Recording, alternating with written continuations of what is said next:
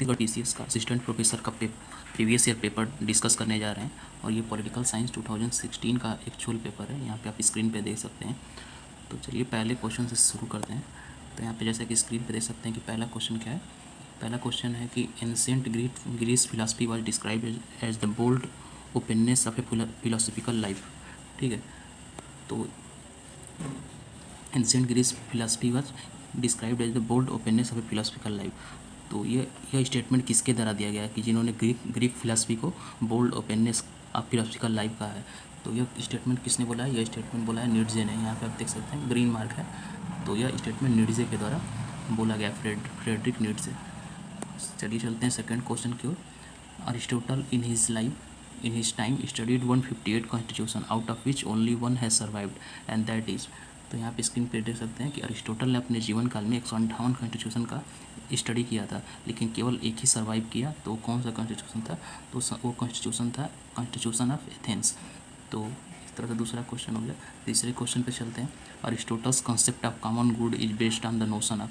तो अरिस्टोटल का जो कॉमन गुड का कॉन्सेप्ट है वो किस नोशन पे बेस है? वो किस पे बेसिस है? तो डिस्ट्रीब्यूटिव जस्टिस पे। यहाँ पे देख सकते हैं डिस्ट्रीब्यूटिव जस्टिस पे जो है कि अरिस्टोटल का जो कॉमन गुड का कॉन्सेप्ट है वो बेस्ड है। चलते हैं नेक्स्ट क्वेश्चन की ओर। Kautilya is also known as. Kautilya को और किस नाम से जाना जाता है? तो उनका कौटिल्य का एक और नाम जो है कि विष्णुगुप्त भी है।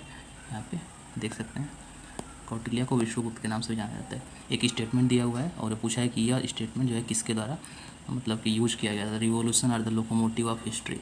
Revolutions are the locomotives of history.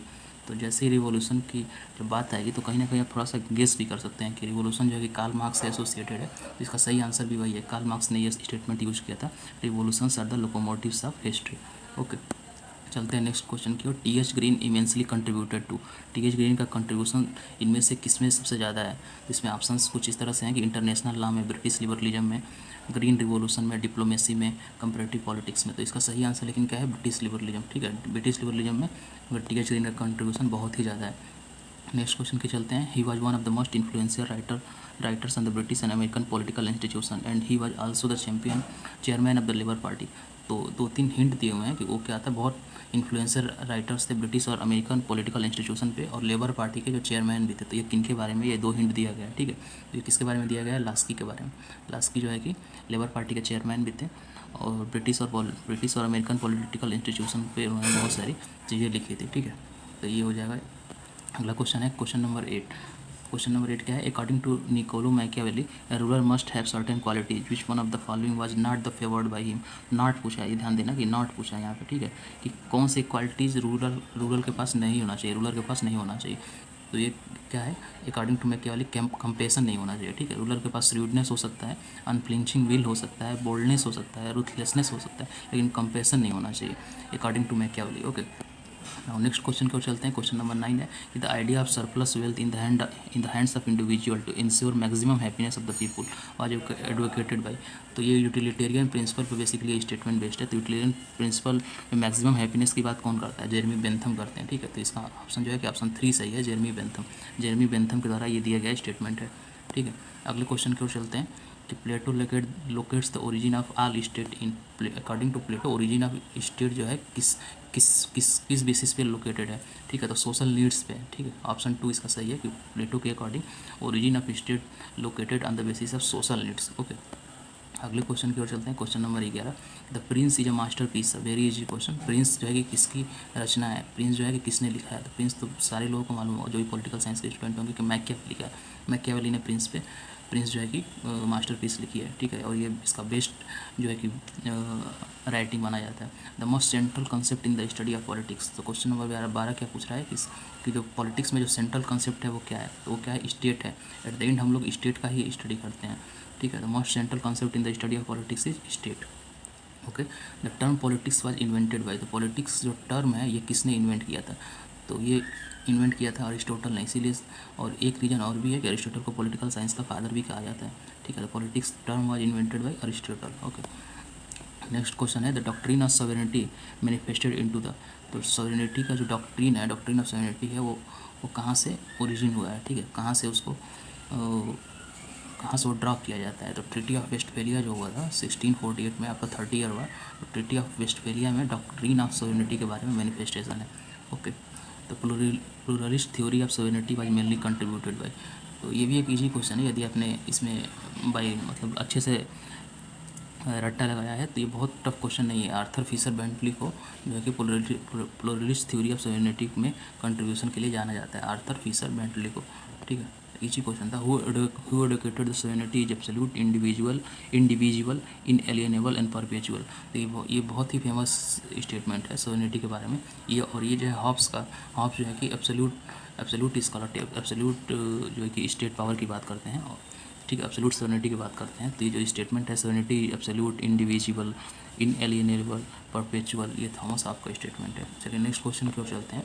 I swear by the franchise of all adults male and females above the age of 21 and even 18 I would bar old man like myself, they are of no use as voters. India and the rest of the world do not belong to those who are eight the point of dying, to them belong to that life to the young. ठीक है, ये बहुत ही philosophical statement है। इसमें बोला गया है कि यदि कभी एज वोटर किसी को सेलेक्ट करना हो तो यंग को सेलेक्ट किया जाएगा, ना कि उस व्यक्ति को जो कि मतलब कि मरने के कगार पे है। तो ये गांधी जी का स्टेटमेंट है। ठीक है, ये फिलोसफिकल स्टेटमेंट भी है।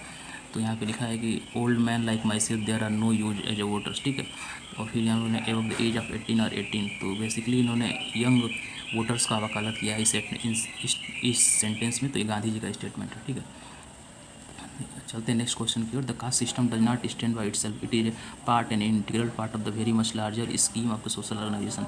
It has ceased to be question of whether we like caste और डिसलाइक। ठीक है, तो ये भी एक बड़ा सा स्टेटमेंट है कास्ट के ऊपर।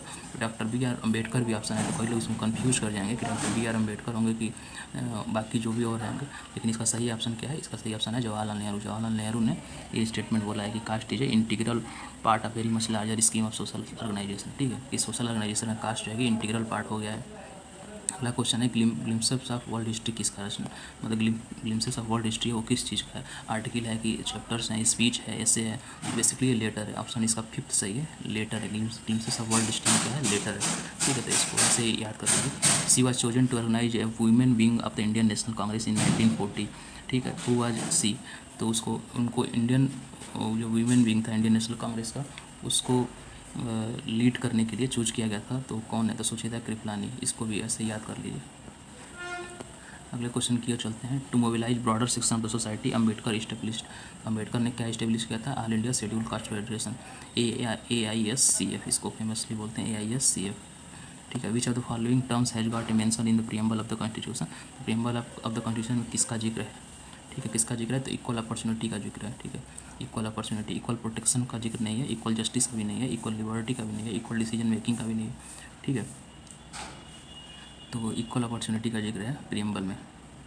Structural function approach looks at political system as.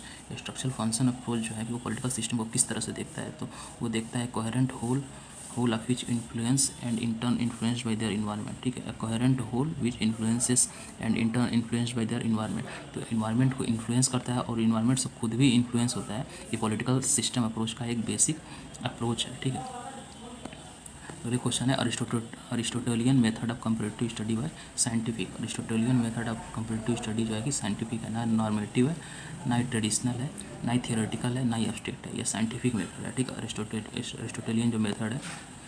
Aristotle legacy of comparative study of states and government inspire by. Aristotle का जो लिगेसी है comparative study of state and government, ये किसके द्वारा इंस्पिरेशन है? अच्छा, इंस्पायर्ड लिखा है, मतलब किसको इंस्पायर किया? अरिस्टोटल की जो लेगेसी थी comparative study of states and government की, उसने किसको इंस्पायर किया? तो विलियम ऑफ ओकहाम। ठीक है, विलियम ऑफ ओकहाम।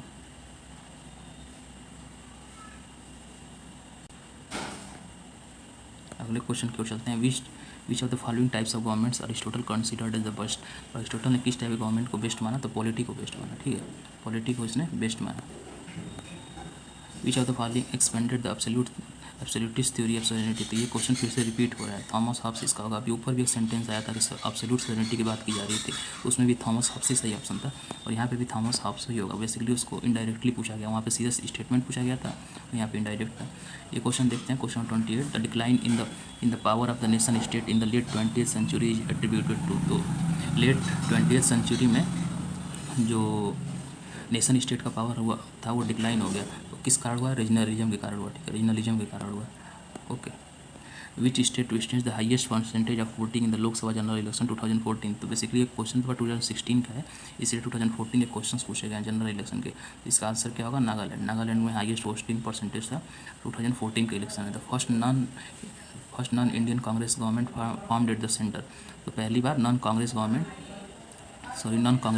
कब फॉर्म हुआ? 1977 में। जनता पार्टी की सरकार बनी थी 1977 में, ठीक है। One of the most important achievement of judicial activism is CNG transport. तो सीएनजी ट्रांसपोर्ट जो है जुडिशियल एक्टिविज्म का एग्जाम्पल है, ठीक है। जुडिशियल एक्टिविज्म का एग्जाम्पल है CNG transport. Political party are required mainly for to form government, ठीक है। पॉलिटिकल पार्टी का रोल मेन रूप से क्या है कि गवर्नमेंट का फॉर्मेशन करने के लिए, बाकी सब गलत है। टू लीड द पीपल, ऐसा ये मेन नहीं है, ठीक है। चैनलाइज द पब्लिक इशू, ये भी मेन नहीं है। गवर्नमेंट का फॉर्मेशन करना ही मेन है पॉलिटिकल पार्टीज़ का। विच of the following countries does not have a multi party system. Multi party system इसमें से किस में नहीं है? तो चाइना में नहीं है। चाइना में हम लोग को मालूम है मल्टी पार्टी सिस्टम नहीं है, बाकी सारे कंट्रीज में मल्टी पार्टी सिस्टम है, ठीक। अगले क्वेश्चन में चलते हैं। Who contributed most to the evolution of the political procedure and political institution. इसमें से किसने सबसे ज़्यादा पॉलिटिकल प्रोसीजर और पॉलिटिकल इंस्टीट्यूशन पे जो है इवोल्यूशन पे कंट्रीब्यूशन दिया है? तो ग्रीक्स ने बहुत ज़्यादा काम किया है। ग्रीक्स जो भी स्कॉलर्स थे, आप जानते भी होंगे, अरिस्टोटल, प्लेटो, ये लोग ग्रीक स्कॉलर थे। तो इन्होंने पॉलिटिकल प्रोसीजर और पॉलिटिकल इंस्टीट्यूशन पे काम किया है। उसके बाद भी जो भी स्कॉलर्स हैं, पॉलिटिकल साइंटिस्ट हैं, तो उन्होंने इन दो चीज़ों पर काफ़ी काम किया है। Term bureaucracy was coined in 18th century, ठीक है। तो 18th सेंचुरी में ब्यूरोक्रेसी टर्म कॉइन हुआ। 21 भाषा का शब्द है, तो फ्रेंच भाषा का शब्द है, ठीक है। फ्रेंच भाषा का non alignment movement was founded by India, Egypt and Yugoslavia, ठीक है। यूगोस्लाविया था, इंडिया था और इजिप्ट था। बाकी और भी कंट्रीज थे, लेकिन ये तीन कंट्री थे। तो इसमें से आप एक ऑप्शन को एलिमिनेट कर सकते हैं। जैसे कि ऑप्शन फर्स्ट में है ब्राज़ील और अर्जेंटीना नहीं थे, ऑप्शन सेकंड में साउथ अफ्रीका नहीं था, ठीक है। ऑप्शन थर्ड में जो है अर्जेंटीना नहीं था। इस तरह से आप कुछ एलिमिनेट कर सकते हैं।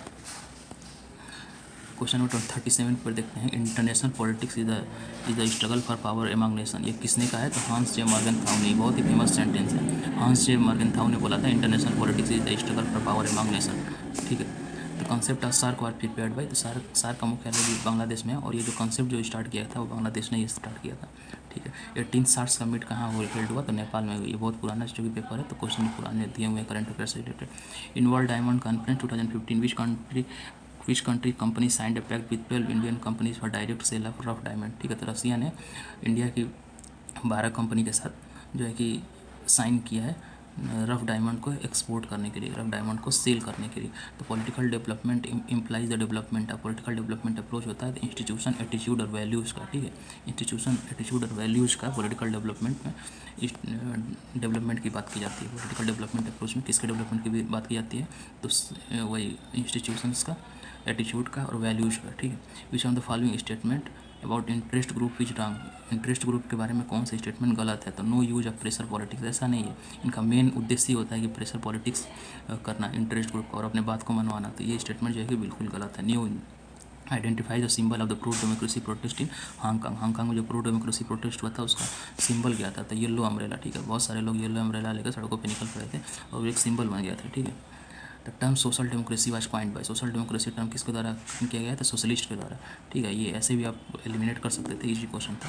Fabian advocates for the greater role of. Fabian जो है कि किसके सबसे ज़्यादा रोल की बात करते हैं? ट्रेंड पॉलिटिकल लीडर की। इंडिया में जवाहरलाल नेहरू को बोला जाता है कि वो फेबियन जो है कि सोशलिस्ट थे, फेबियन सोशलिस्ट थे, ऐसा बोला जाता है, ठीक है।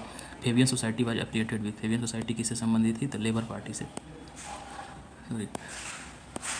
अगला क्वेश्चन है writers building secretariat of state government is located. Writers building जो कि सेक्रेटरीट है किसी राज्य के सरकार का, वो कहाँ पे है? तो कोलकाता में है, यानी कि वेस्ट बंगाल से संबंधित है, ठीक है।